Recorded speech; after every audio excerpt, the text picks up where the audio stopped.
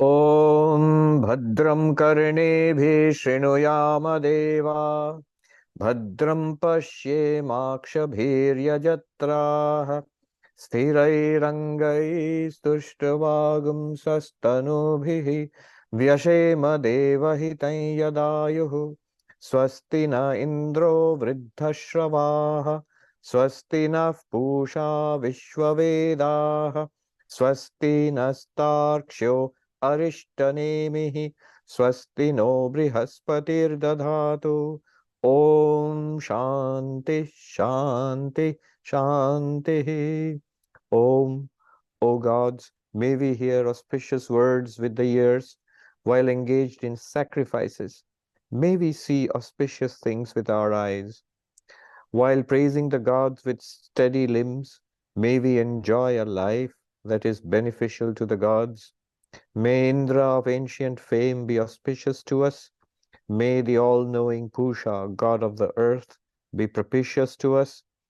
May Garuda, the destroyer of evil, be well disposed towards us. May Brihaspati ensure our welfare. Om, peace, peace, peace. So we are studying the Mundaka Upanishad, and we have entered the second chapter, the second Mundaka. Now, we are going to start the fourth mantra. We have done the first, second, and third mantras. We're going to start the fourth mantra. Fourth mantra, 214. Agnimurdha chakshushi chandra suryo dishashrotre vagvivritascha vedaha vayu prano hridayam vishwamasya padbhyam prithvi yesha sarva bhutantaratma. I'll read the translation from Gambhiranji's book.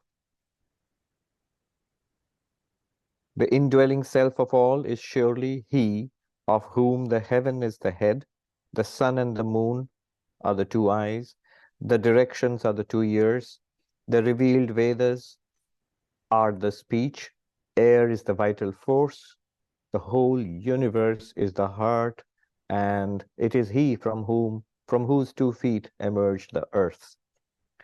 All right, so what's going on here? The original question was, the student Shaunaka asked, what is that by knowing which I can know everything? And the answer from the teacher was, there is, of course, first he said, knowing is of 2 kinds. There are 2 kinds of knowledge. What you normally consider knowledge, all that is lower knowledge. And what you're asking for is a different kind of knowledge. It's the higher knowledge.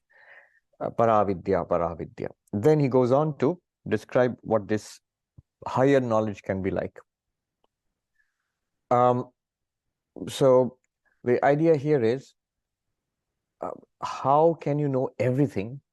Well, you can know everything if you know the cause of everything. Cause means the material, that which produces or that which becomes everything. It's a bit like the examples which are used in the Upanishads: clay and pottery, gold and ornaments, iron and the implements made of iron. Basically, the idea is that if you know clay, then you know all pottery made out of that clay. What would you know about the pottery? That it is substantially clay. What it is in reality is clay. The shapes of the pots may be different, the designs may be different. You can give them different names. You can call it a pot or a jar or whatever, but the material itself is clay.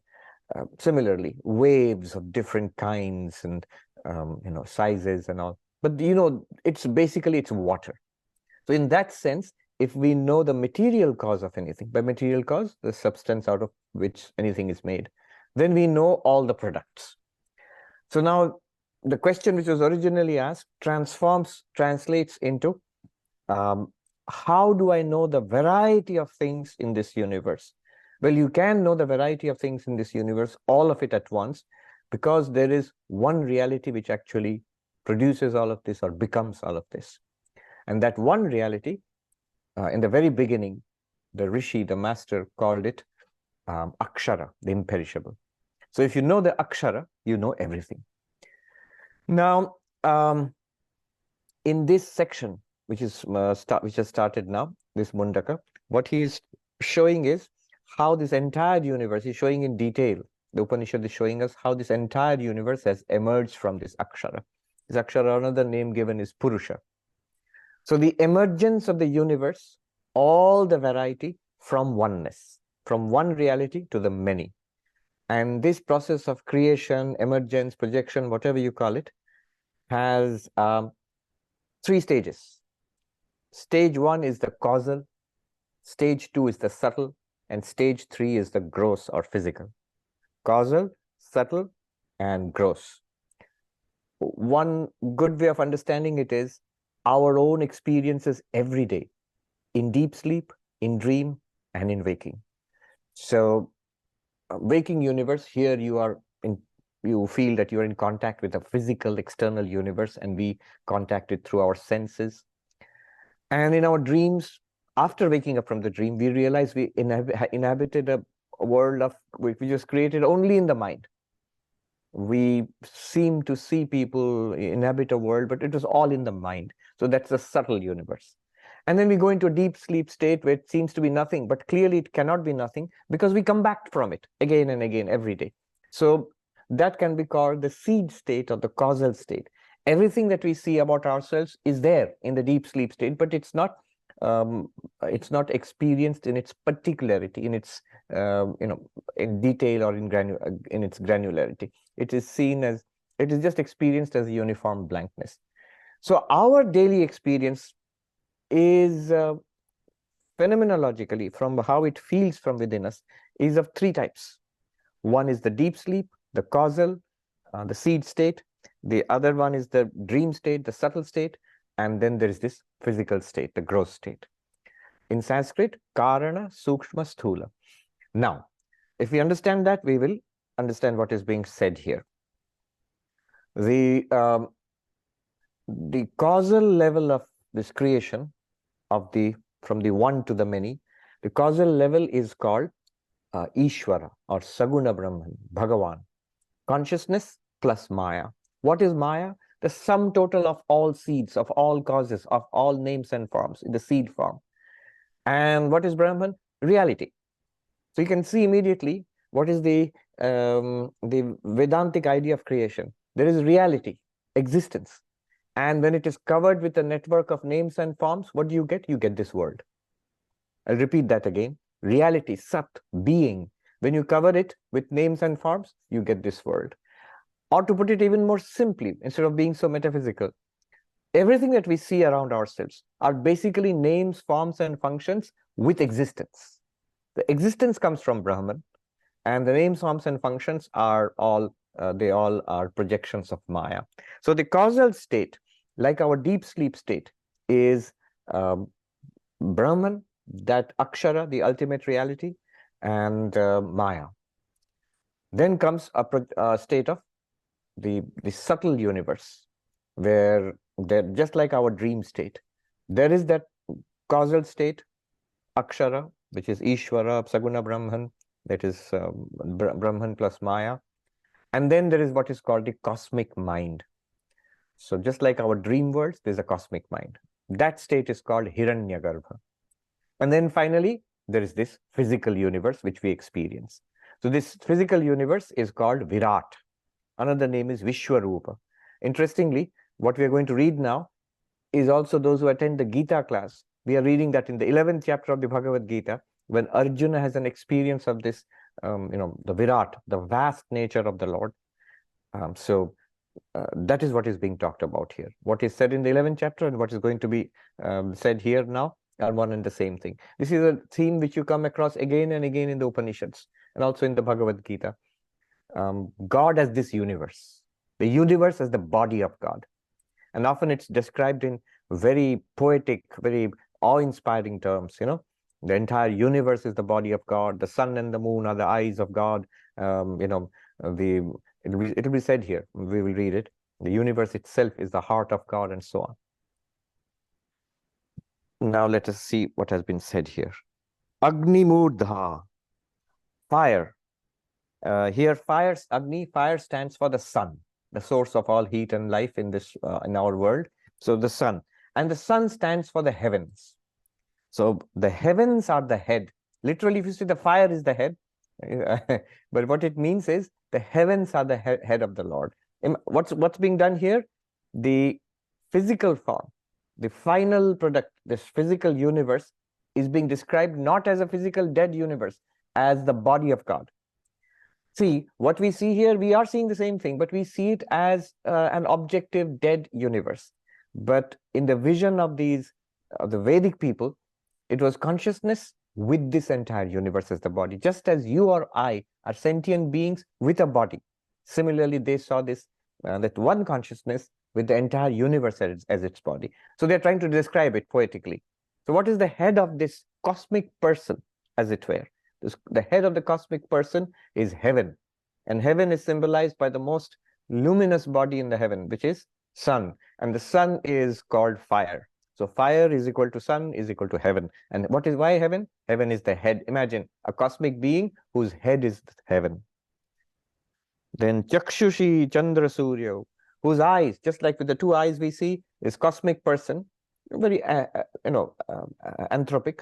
So this person is imagined with the two luminous bodies, the one which illumines our day, the sun, the one which illumines our nights, the moon. The sun and the moon are the eyes of this cosmic person, so which illumines the world. I remember very powerful poetry of Aurobindo, where he describes this vision itself. The world drowned in the white radiance of an immortal gaze. In the world drowned in the white glare of an immortal gaze. The world drowned in the white glare of an immortal gaze. What is the immortal gaze? The sun. God is gazing down at us through and that is the white glare. And the world, as it were, is drowned in that radiance. So the eyes of the Lord are the sun and the moon, the most luminous bodies which we see. Disha Shrotre. What are the ears of this cosmic person? So the 10 directions. If you notice in a ritualistic worship, the pujari, the worshipper, will indicate the 10 directions. So there is the north, and then the south, and the east, and the west, but also the northeast, and the southeast, and then the southwest, and the northwest, and then there is up and down. So 10 directions, and they all have their Vedic names. But what are these directions? They're not just directions. They are the ears of the Lord. So the idea being the ears of the Lord are everywhere. There is no privacy. Nowadays they say all our digital devices are listening to you, and they are. So similarly, the Lord is always listening. So the ears of the directions, all directions, the ears of the Lord are there. Then Vag Vivritascha Vedaha. So does he speak? Does he have a mouth and a tongue? Does the Lord speak? Yes. The wide-ranging Vedas, the variety of instruction in the Vedas are the speech of the Lord. So literally, here it indicates that the Vedas are revealed scripture, but not revealed in the Abrahamic sense. Here is revealed in the sense that always existing spiritual knowledge is given by God or Ishvara, that same Brahman with the power of Maya. It is revealed to humanity each time humanity is manifested. We believe in this cycle of creation, existence, destruction, again creation, existence, destruction. So in each cycle of creation, one of the things which happens is this spiritual knowledge is given to humanity. That's why it's revealed knowledge. How is it revealed? Rishis. In Hinduism, there isn't one person to whom it is revealed. Rather, there are a whole host of spiritual seers. We barely know their names. So in Hinduism, you can notice that Hinduism actually is very impersonal. So the original sources, the Vedanta, the Vedas, they're very impersonal. It's not important who the person was who first discovered these truths. So these are discoveries. They didn't compose it. The rishis didn't, these things were not composed. The idea of the rishi, the sage, Vedic sage is Rishayah mantra drashtaraha. The rishis are the seers of these mantras. They saw it. They didn't compose it. They didn't invent it. They didn't think it up. So they are the seers of these truths. And these truths are what? The Vedas. This is the speech of that cosmic person. The speech of that cosmic person is the Vedas. Then, like we breathe, we have prana, our physiological forces. Does this cosmic person have a prana? Yes. Vayu prana. Visualize the atmosphere of this world as the prana of this cosmic person. It's a visualization. Vayu prana. Hridayam Vishwamasya. This whole world is, how beautifully said, the world is the heart of God. Hridayam Vishwamasya. Asya Purushasya, of this Purusha, of this Brahman, Saguna Brahman, Ishvara, Bhagavan. Hridayam Vishwam. The world is the heart of this. You can call it the world, or you can call it the universe itself. Padbhyam Prithvi. From the hallowed feet of this Lord comes the earth, this physical world. So this physical world has come. So this is, in some other Vedic hymns, you find the world is described as the feet of the Lord. Or sometimes it is, the world has come from the feet of this cosmic person. And yet, Desha Sarva Bhutantaratma. Where is this Lord now? I mean, we can see the world, we can see sun and moon, we can see the fire and all the space and earth. But where is the Lord now? The Lord is Sarva Bhutantaratma, is the self, the inner self of all beings, all of us. In all of us, there's an inner self. Shankaracharya, in his commentary, he says, Esha Deva Vishnu. So this is Vishnu. Who is Vishnu? The Lord which pervades, the cosmic Lord who pervades the universe. Anantaha, limitless. Why limitless? Limit is something is there, and then other than that, something else is there. So whatever is the first thing is limited by the second thing. Let me repeat that. If there's one thing and something other than that is, the first one is limited by the second one, because it is not the second one. But if something includes everything, so entire physical universe is included. Entire subtle universe. What is subtle universe? All our minds, thoughts, our internal world. Entire causal universe. What is the causal universe? The seed form, Maya. All of it is included. So that is called Ananta. And of course, in reality, it is existence, consciousness, bliss. So it is Anantaha, limitless. Prathama Shariri. The first embodied. Very profound word. This magnificent being, this cosmic being, this limitless being is yet in one sense limited. Why limited? Remember, in each creation, it is manifest newly. Once this universe disappears, this embodied Virat, Vishwarupa, will also disappear. Because the body will disappear. This whole world will disappear. The physical universe will disappear. The subtle universe will disappear. Back into what? The seed form. The seed universe will also disappear. No. The seed universe will not disappear. What will exist between two universes is that same Ishvara, the same Saguna Brahman, consciousness plus Maya. That will continue to exist. In the next universe, again, the subtle universe and the physical universe will manifest. So this Virat, this Vishwarupa, is unique to each universe. It comes again and again and again. So Prathama Shariri, the first embodied.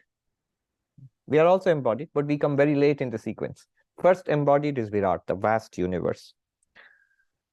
When we are embodied, what is our Upadhi? How are we embodied? With this body. I am a conscious being with this body. This is called Upadhi, my adjunct, by which I am embodied. How is Vishnu embodied? Trailokya Deha Upadhi. Shankaracharya says. 3 worlds, the entire universe is the Upadhi, is the body of this embodied being. And where is this universe?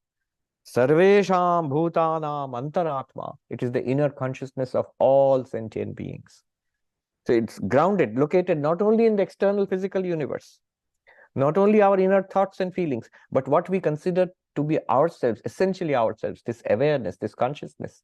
This is who Vishnu is, in all beings, however, not cut off, not limited. Then Shankaracharya goes on to say, very graphically and directly, Sahi Sarva Bhuteshu Drashta, Shrota, Manta, Vigyata, Sarva Karana Atma. He says, that Vishnu, that cosmic God, is the innermost self in all, and then more graphically, in all beings, in all of us, all human beings and all animals, in all the gods in heavens, whoever there is. Drashta, Shrota, Manta, Vijnata. The one who is seeing, the one who is hearing, the one who is thinking and feeling, the one who is understanding, that one. But we will say, but I am hearing right now. I am seeing. Yes, that one, you. As Ramana Maharshi would say, but who are you?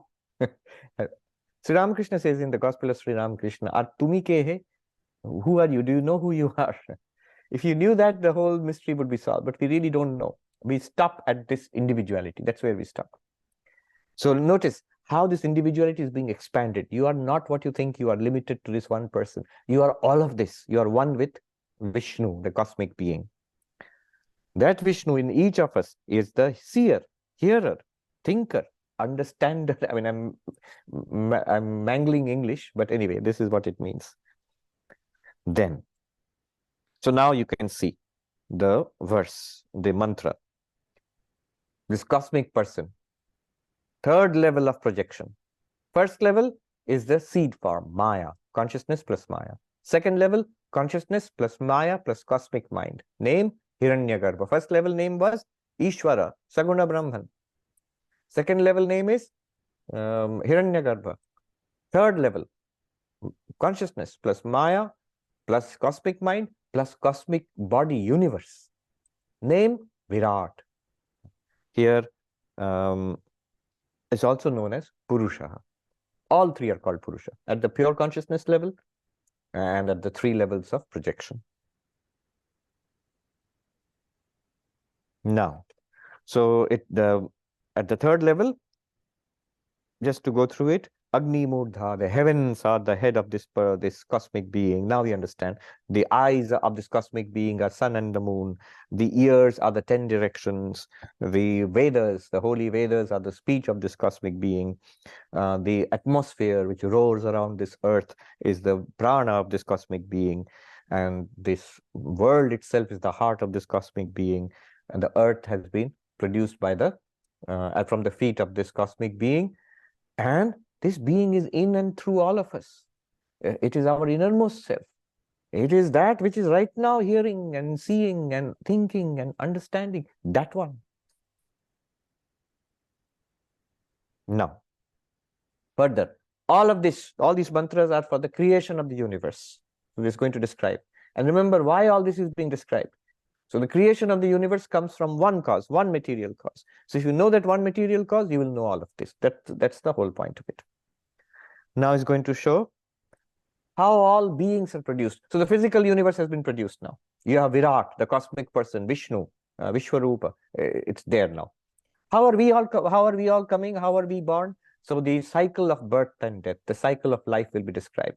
And this will be described in a particular esoteric way, which comes from, which is actually referring back to another very ancient Upanishad, the Chandogya Upanishad. This is called the science of the 5 fires, Panchagni Vidya, the science of the 5 fires. Let me just chant the mantra and translation, and then I'll explain what the 5 fires are. But remember what is the point of this mantra? Now he is going to show how individual beings like us are born. Not only born, how do we die? How are we born? And the whole explanation will sound very esoteric to our ears, because this is a very ancient text and it has the Vedic context. There's a particular way they thought. So it's very interesting though. Let me chant the mantra now. Mantra number 5. Tasmadagni samidho yasya surya somat pajanya oshadhaya prithivyam puman reta sinchati yoshitayam bhavvi praja purushat samprasuta. So the science of the 5 fires.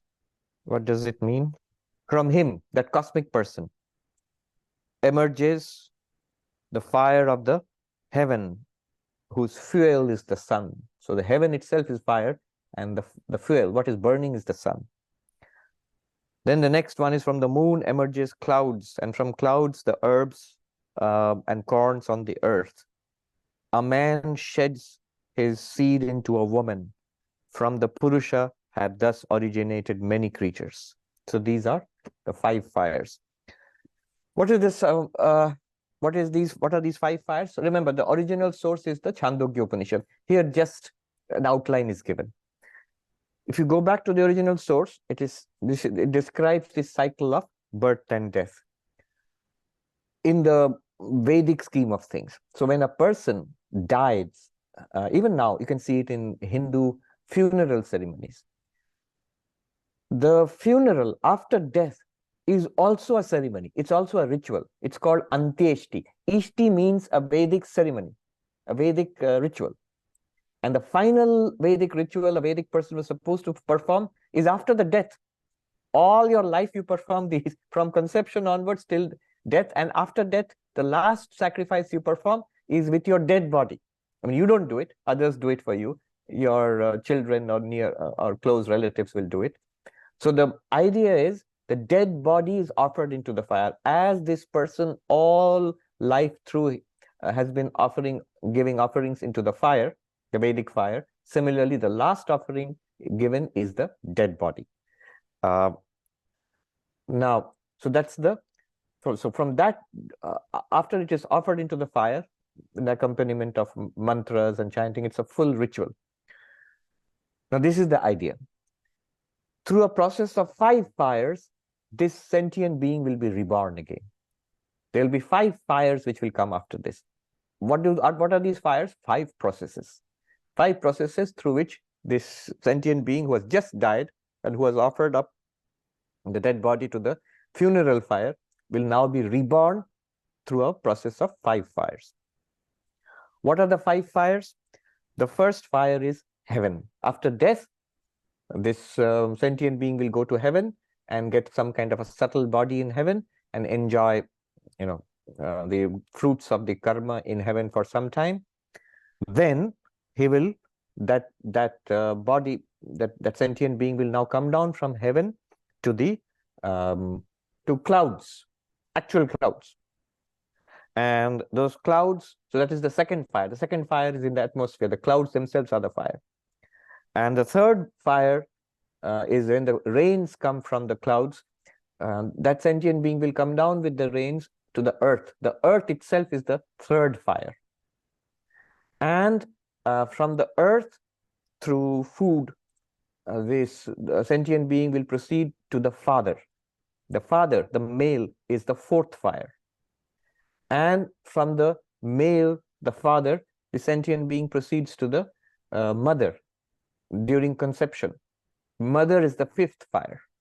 And finally, is born at the end, is born as a baby. So this is a process of the human rebirth. The sentient being is reborn as a human being in the process of these 5 fires. I'll repeat again. Heaven, cloud, earth, father, mother.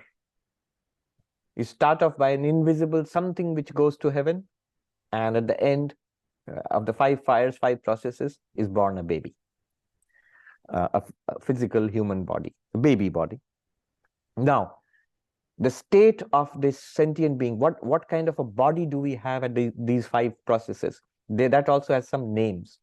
In heaven, your name, the body's name, it will not be a human body. It is called Soma. The body is called Soma. So the Soma was a very important word in Vedic ritualism. So Soma, that is your state at heaven. And then the body which is produced at the second fire, at the end of the second fire. Remember, the second fire is clouds. So the body which is produced in the second fire is Vrishti, rain. And then the third fire is Prithvi, earth. The body which is produced at the end of the third fire is Annam, food, grains which are produced. Then the 4th fire is the male, the father. And the body which is produced at the by the 4th fire is Rethas, is the seed or the semen. And then the 5th fire is Yoshit, is the woman. And then the body which is produced is the Purusha, is the physical body, or Praja, the actual baby which is produced. So these are the 5 fires. Panchagni Vidya. But this is, you can see, this is, the whole thing is a kind of ritual context. It's talking about a cycle of life but the whole background is a Vedic ritual context.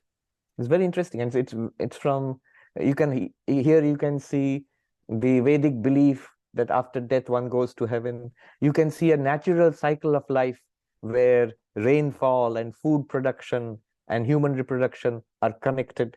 You can see the the male and the female and marriage and conception and childbirth, all of that, a ritualistic conception of heaven and earth, a natural conception of the cycle of life, rainfall and food and all that, and then the family idea of a marriage and conception and childbirth, and then getting a physical birth.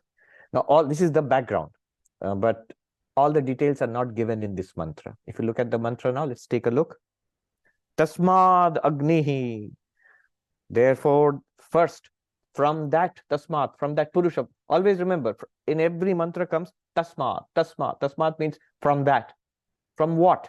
From Purusha, from Ishvara, Saguna Brahman. From that is produced all of this. And remember the original point of it.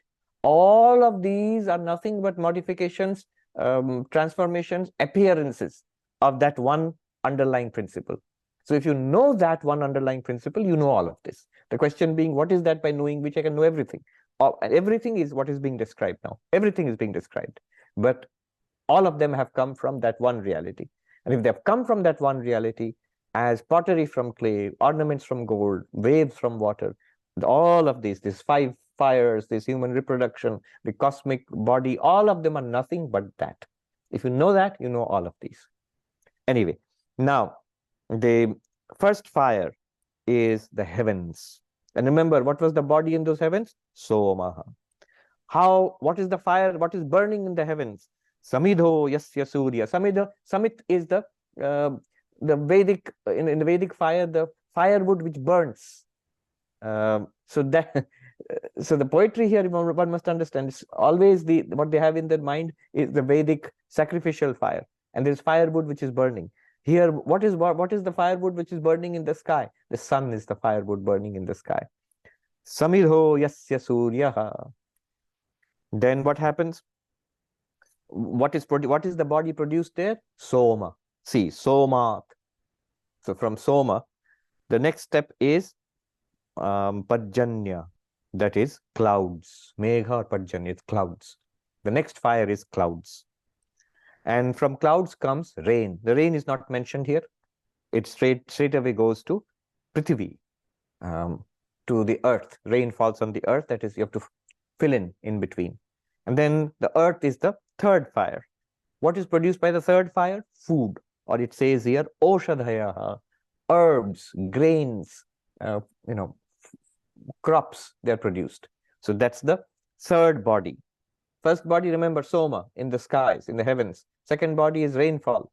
Third body is herbs and grains and all food crops. Then that is eaten by the father. The fourth fire, Puman Reta Sinchati Yoshitayam. Fourth fire is the father and produces the fourth body, which is the Retas. That's us. We are going through all these stages. So each sentient being then dwells in the father's body. Sinchati Yoshitayam. So it is transferred into the body of the Yoshit, who means the woman, the young woman basically. And in the body of the young woman, final stage, the final fire is the woman who nurtures the baby within herself. And then finally, Prajaha. Prajaha means the baby is born. It literally means beings which are born. Beings which are born. Prajaha. Bahvi, how many? Bahvi. And so many, be fruitful and multiply in biblical language. So Bahvi, many are the beings which are thus born. Purushat samprasuta. Here Purusha means that original one conscious being, one consciousness, from which all of this has come. Notice the immanence of the divine. Just as gold is immanent in all the ornaments, clay in all the pottery, water in the waves, similarly this Purusha is immanent in all of creation, in the heavens, in the atmosphere, in clouds and rainfall, in the natural world, in trees and in animals, in men and women, and is being born continuously. I remember this Meister Eckhart, the great Catholic mystic about 500 years ago in Germany. So he writes, what does God do all day long? What does God do all day long? And then he says, he lies on a great maternity bed and keeps giving birth all day long. God is born all day long. But that sounds very odd because the idea of he, but in the Indian conception, it's no problem at all because it's always mother also. So the Purusha, the consciousness, is being born as this entire cosmos. This is the birth. So this one, earlier we saw the emergence of the physical universe, but it's still one being. Now we see the emergence of millions and billions of beings, and not just once. We are born. And then what will happen when the baby is born? The baby will grow into a child, and child into a teenager, teenager into a middle-aged person, then an old person, and then the person will die and be Antyeshti, the final fire, and then go back to heaven again for the rotation to start all over again. And this will go on and on and on until you end up in Vedanta class and learn who you truly are. Then only you'll be freed from all of this. Now, another stage. This very Vedic ritualism itself, this also comes from the Purusha, from that pure consciousness. This is going to be said now. Number 6, the Vedas and all kinds of Vedic rituals, all of them have come from that Purusha, that consciousness plus Maya. And these are, by the way, very nice poetry. They're not like classical Sanskrit poetry. They're more, the sound is Vedic, but there's also poetry. It's not subtle, but it's in a certain sense, it's very mystical and very vigorous in its simple, direct, rhythm and diction, simple language, but forceful and very natural, very, I think it is Thoreau who said, when he was reading the Gita, that every day in the morning, as I get up and read the Gita, and I am bathed in the light of a purer luminary, from the light coming from the very dawn of civilization. You feel like that when you read this text. Then next one, the emergence of the Vedic rituals themselves. Tasmad richasama yajungshi diksha yagyascha sarve kratavo dakshinascha sangvatsarascha yajamanascha lokaha somo yatra pavate yatra surya. Very nice. You can hear the music of the language. What is it saying now? From that Purusha, from that consciousness with Maya, emerges the Vedas. How? Rig Veda, Sama Veda, Yajur Veda, the mantras which comprise these texts. Diksha, initiation. Yagyascha sarve, the variety of rituals, sacrifices, which are mentioned in the Vedas. Kratavo dakshinascha. Kratava means another special kind of, these were big sacrifices which involved, technically they are the ones which involved sacrifice. That means actual animal sacrifice. They would be sacrificial post. That was a technical way of distinguishing these from the regular sacrifices. Dakshina, so from him emerges Rig, Sama and Yajur mantras, initiation, all the sacrifices, whether with or without the sacrificial stake. Offerings to the Brahmanas, the year, Samvatsara, the year, the sacrificer, and the worlds where the moon sanctifies all and where the sun shines. So Tasmad Richa, from that Purusha, Tasmad means from that Purusha. What emerges? Rig Veda, all the mantras of the Rig Veda. Sama, all the mantras of the Sama Veda. Yajur Veda. Why not the Atharva Veda? So primarily these 3 Vedas were used in Vedic sacrifices. So that's why these 3 are mentioned. And often these 3 served as a shorthand for all 4. So Trayi, sometimes it was called Trayi, the 3 Vedas. But it served as a shorthand for all the 4 Vedas. Then Diksha. Nowadays, we all undergo a kind of Diksha, which is a mantra is given by the guru, and Ishta Devata and Ishta mantra is given. For all Vedic ritualistic ceremonies, there was a process of initiation. You were in certain disciplines, a certain dress was put on. Nowadays, those who get the sacrificial thread, they put it over their shoulders, but there it was tied at the waist. And there was this kusha grass, a ring was prepared of it. If you perform these rituals, those who have performed, they know, even now those things are done.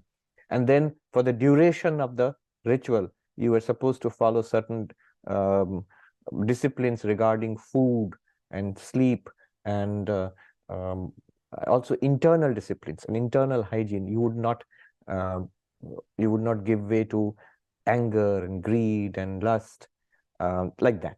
So this diksha was a certain whole set of disciplines one was introduced into for the duration of the performance of these elaborate rituals. Then yajñāscha sarve. All these Vedas, they contained a variety of rituals. All of them also have come from the Purusha, including the more elaborate ones which had sacrificial stakes. That means the kratus. Then there were dakshina. So these were offerings given to the priests, the Brahmins who came for the elaborate Vedic rituals. The dakshina would sometimes be the cow, or sometimes gold would be given. And you see that in the Upanishads themselves. Shankaracharya says it ranges from all the way from one cow to giving away everything that one owns. So this was the range of dakshina, of offerings. Then samvatsara, the year. Time was also part of the Vedic rituals. Even now, when any major puja is performed in Hinduism, at the beginning of the puja, the worshipper says, this is the year, this is the month, and this is the fortnight, this is the tithi or the particular day, and the the morning, what is the particular time, and then starts. So all of the time itself is part of Vedic ritualism. Shankaracharya says karmanga. The word he uses is samvatsarascha kala. By year, what is meant here is time. By time, what is meant here is karmanga, a part of Vedic action, ritualistic action. Yajamanascha karta. The next word is yajamana, the agent, the one who performs the Vedic rituals. So the doer of these rituals. Then next is the result, lokaha. The idea was all of what we have got now, these worlds we are born into, they are products of our karma, our past karma. So especially the Vedic rituals were meant for giving us higher worlds. We have read in Vedanta Sara, the cosmology of the Vedic people, 14 worlds, 7 higher worlds and 7 lower worlds. 7 higher worlds was, the first one is this world, Bhuloka, which is supposed to be a mixture of good and bad, pleasant and unpleasant. Then there are 6 higher worlds above this. Above means not physically above, better and better, subtler and better, more enjoyable, more pleasant. And the highest one is called Satyaloka or Brahmaloka. The Brahmaloka is, curiously enough, in English also you have the phrase 7th heaven. It's literally the 7th heaven, the highest heaven. So the idea is that in that Brahmaloka, if one reaches that, then one does not come back. Come back means one does not go through the 5 fires. It's not reborn here. One remains there, and at the end of this universe, when the cosmic person dissolves back into Maya, you will be liberated. You will not come back in the next universe. So, but there also, liberated means you will get knowledge. You will realize I am Brahman. So there will be Zoom classes, and you have to study the Upanishads. Maybe connectivity might be better there, that's all. But otherwise, you will have to go through the teaching and realize. Anyway, that's the general idea. So it's better to do it now, actually, instead of waiting till then. And then there are in between other heavens. Mahar, Jana, Tapa. These are heavens which are all excellent places to be in, but you've got to come back. You only have temporary visitor visas there. So you'll have to come back through that process of the 5 fires. The 5 fires, and come back to this world. Then there are lower worlds. So the 5 kinds of, there's 7 kinds of hell. So there are 7 kinds of hells. So below means worse than this, our worldly existence. Atala, Vitala, Sutala, Talatala, Rasatala, Patala. The lowest one is Patala. I saw once a description of that. There is a game that they used to play earlier. It's like our Ludo, snakes and ladders. But there, instead of snakes and going up and down in snakes and ladders, you go to the higher worlds or the lower worlds. And the lower worlds had little pictures in that big board. And the pictures were, in the lower worlds, there are big cauldrons in which you will be fried endlessly. You won't die. And you're dead already, so you can't die anymore. Somewhere you'll be fried, somewhere you'll be burnt, and somewhere you'll be turned into a shish kebab or something like that. All those gruesome, whatever it is. But they are worlds of suffering. Luckily, none of them are permanent. There's no permanent heaven or hell. We'll keep whirling around in all of this mess until we become liberated, until we have had enough. Here, what is mentioned here are the 2 kinds of heavens. The heaven from which you don't come back, the 7th heaven, the Brahma Loka or Satya Loka, which you reach, and if you want liberation. So there is a category of people who may reach that and again come back into this world, highly evolved, but they still want to remain in this world. And there is another category to which we all belong, because we are seekers after liberation. So if you ever end up in those worlds, don't worry. The 7th heaven, you can have a good time there and you'll be liberated at the end of it all. That's one thing which is mentioned here. The second kind which is mentioned here are the lower heavens, in between worlds, where we go, and then after some time we will come back to the process of the 5 fires. But how it is mentioned here is, again, very poetic. You go to those places by performing these rituals. Where do you go after death? Somo yatra pavate yatra suryaha, where shines the sun, or where everything is purified by moonlight. So what it refers to in a poetic way is what is called Dakshinayana and Uttarayana, the southern path and the northern path, the dark path and the sunlit path. The sunlit path is the path which takes you to Brahma Loka, the highest heaven, from which you will not come back. The southern path is which takes you to the other heavens, which are also very good, but from which we will have to come back. So now look at the mantra itself. Tasmadricha sama yajung shiriksha yagyascha sarva kratavo dakshinascha sangvatsarascha yajamanascha lokaha somo yatra pavate yatra suryaha. So from that Purusha, from that cosmic being has come the Rig Veda, Sama Veda, Yajur Veda, the Diksha, the initiation disciplines into various rituals. All the rituals, Yajnascha Sarve, including the ones which involve sacrifice, Kratava. Sacrifice means animal sacrifice. And then Dakshina, the offerings to the priests, time. These are all factors in the Vedic ritualism. Time, which is part of Vedic ritualism, the performer of the ritual, who is also part of the Vedic ritual, the Yajamana, and the result of these rituals, various kinds of heavens, the highest and the other intermediate heavens, which is poetically said, the highest heaven is that where the sun shines, and the other heavens are Somo Yatra Pavate, which are purified by moonlight. Then what else emerged? I'll just quickly read the 7th one and stop. What else emerged from that consciousness, from Purusha? Tasmatcha deva bahuda samprasuta sadhya manushya pashavo vayangsi prana pano vrihiyavo tapascha shraddha satyam brahmacharyam vidhischa. A whole miscellaneous list is given here. What else emerged in creation?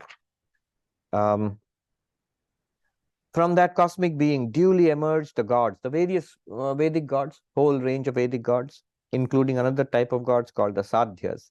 Who else emerged? Us, the human beings. And who else? Animals, beasts, and birds. all kinds of life, and the food and their hunger and thirst. So for their hunger and thirst, rice and barley, brihiyavo, which they will eat, all these living beings. And then austerity, faith, truth, celibacy, and dutifulness. So all the practices which make for a moral life among human beings. All of these also emerge from that cosmic being. Okay, we will stop and take a look at the questions. The next one is complicated. It's coming down to our body and mind, the next mantra. See how it has gone. It starts off with pure consciousness, then introduces the causal level, Maya, then brings in the subtle level of creation, cosmic mind, then brings in the physical universe, sun, moon, space, earth, then brings in the Vedic ritualism, then brings in and the production of living beings, sentient beings, the life and death cycle, the 5 fires, then Vedic ritualism, then the varieties of gods, human beings, living beings, food, all of that, and the life of a civilized life. And then it will go down to the physical level, to our body mind level, at the individual level. It will talk about our senses, our mind, our intellect. That also has come from that pure consciousness. Okay. And then finally, one more mantra will be there, the actual physical universe of very poetic. From that, the mountains came, as did the rivers and the ocean, and all of that we'll talk about. Good. Jill is asking, I get confused with all the different names, you and all of us. And that's why the Upanishads and all Vedic texts, they need a teacher. They're pretty esoteric. They're part of a Vedic culture. And so it needs to be interpreted to make sense of it. Otherwise, we'll keep tripping over multiple names of the same entity and one name alone used in multiple ways. Is Vishnu, Virat, Vishwa, Vaishvana all the same and referring to the same Purusha? Essentially, yes. Yes, it's the same one consciousness. But 3 names we need to keep in mind. That one consciousness plus Maya is called Ishvara. And then that one consciousness plus Maya plus the cosmic mind is called Hiranyagarbha. One consciousness plus Maya plus cosmic mind plus the cosmic body, this entire universe with consciousness, is called Virat. Another name is Vishwarupa. And all of this can be called Purusha. The entire thing can also be called Vishnu. Yes. Vishwa there's a technical meaning for that. The individual conscious being with the body mind is called Vishwa in the Mundaka Upanishad, actually. So all this is anyway. Just keep this thing in mind, that pure consciousness is the only reality, Purusha, Akshara, Brahman. And then 3 levels, causal, subtle, physical. And at 2 dimensions, the individual beings like us and the cosmic total. That's all we need to know. The reality is pure consciousness. And then the rest of it is, you have to understand that 3 levels, causal, subtle, physical, and at 2 dimensions, that is individual and cosmic. Sonali says, if the Vedas are revealed in every creation, they must reside in Maya seed state, which persists across the cycles. Yes, they are the eternal knowledge of Ishvara. So Ishvara always has the knowledge, spiritual knowledge, which is revealed. In some sense, in some interpretations, it is Ishvara who gives them to humanity or reveals them to the sages. Or in some interpretations, they always exist. In each cycle, the sages experience it, and they're continuously experiencing it. Vivekananda said, that's how he defined the Vedas. Vivekananda defined the Vedas not as just these fixed texts which the Hindus have. It is the sum total of spiritual knowledge. And every religion has discovered some part of it. And it is unending. There's more and more to be discovered. There will be more which will be discovered in future. And then Amira says, how can I be one with Vishnu when he's the supreme God, when I see so many flaws, imperfection, impurities inside me? Yes, How can I be one with Vishnu? Remember, Vishnu is Sarva Bhutantaratma, is the innermost being of all of us, already one with us. We couldn't even exist without Vishnu, without that one underlying Purusha, pure consciousness, whatever you call it. So Vishnu, that pure consciousness, is already one with you. Now I see so many imperfections, flaws, impurities inside me. Inside what? You can see it in your body, in your behavior, in your language, in your thought, in your characteristics, maybe in your qualities. That's what we are dissatisfied with. But all of these are not the real you. The real you is one with Purusha or Vishnu, is pure existence, consciousness, bliss. These are characteristics of what is called upadhi. The I explained what an upadhi is. Do you remember the example which I gave of the crystal? This one, the colorless crystal, and then you bring something near it, like this brown color. Now you see the crystal looks brown. So this brown color is the upadhi. The crystal, without ever becoming brown, still looks brown. Similarly, because of the upadhis, because of the appearance of body, mind, personality, you, with the pure consciousness, like crystal, without ever becoming imperfect, you feel, I am imperfect. I have so many problems. So the imperfections in the upadhis, in the body mind, they have to be removed. You can struggle to remove them and make it better. But remember, all the time, whatever our body is, whatever our minds are like, whatever our personality is like, all the time, what you truly are is perfectly all right. It's perfectly always in union with God or one with divinity. That cannot be destroyed, cannot be shaken. You are all right. This thing, at the level of the body mind, at the level of the world, we have to work at it continuously, make it better. You'll never make it perfect, however. That's the very nature of manifestation. Krishan says, Shankaracharya's Sanskrit movie, these verses from Chandogya Upanishad describing creation are graphically described in a conversation between Shankara and Vyasa and his guys. Sonali says, one of the death rituals is called Antim Samskara. That is exactly this one, Antim Samskara. So a ritualistic Hindu was supposed to go through many such rituals. The Vedic ritualist had 41 such samskaras, rituals, from the moment of conception of the baby till the disposal of the dead body in the funeral fire. So these are called samskaras or rituals. The last one is that Antyeshti, which I referred to, the final sacrifice. Vic Archer, taking beliefs as hypothesis, I believe that heaven exists. There are a lot of experiential evidence for it from near-death experiencers and those who remember life between lives. The idea that soul incarnates via clouds, rain, grain, etc. seems like a primitive belief to me, an improbable hypothesis. It doesn't match the memory or cognition that some people have of the soul entering the fetus at a certain stage of gestation. True. I don't know how you'd interpret it.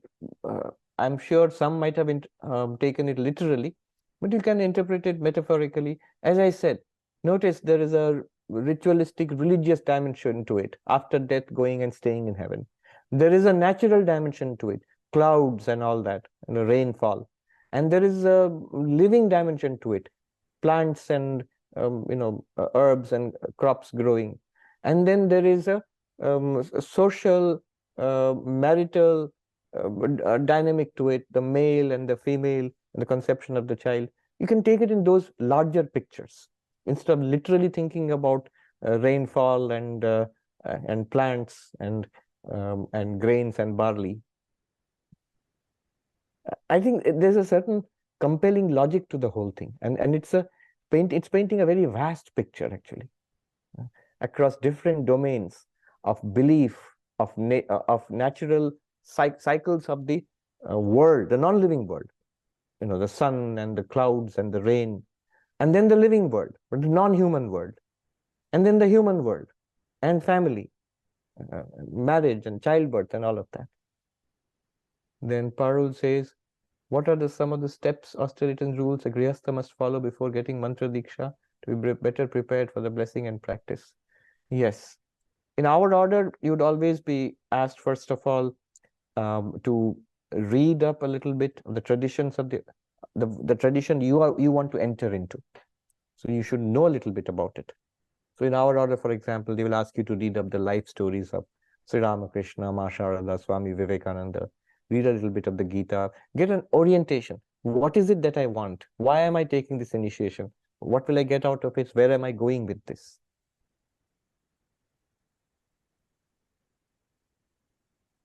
Sri Ram says, how can we best use this cosmology description to realize our true nature?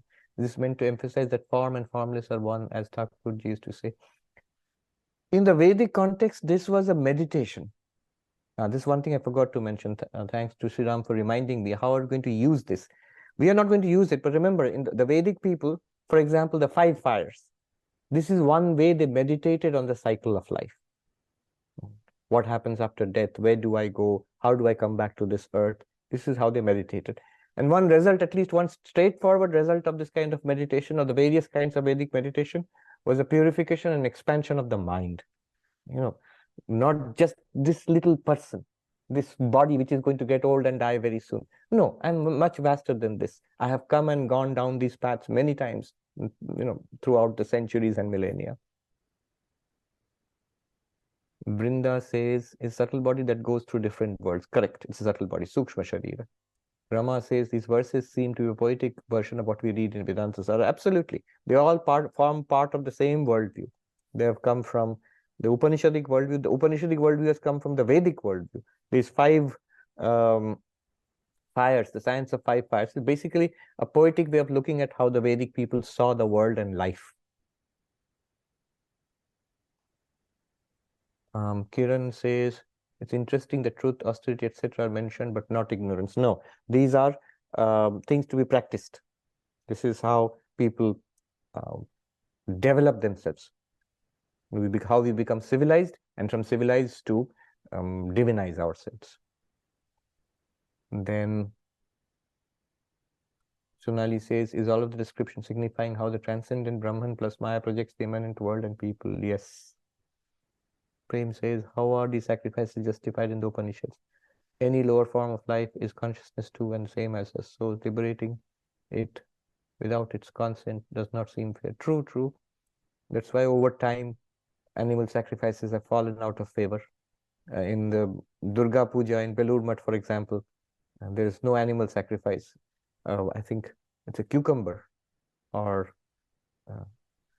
that is sacrificed, of fruit that is, or vegetable that is sliced.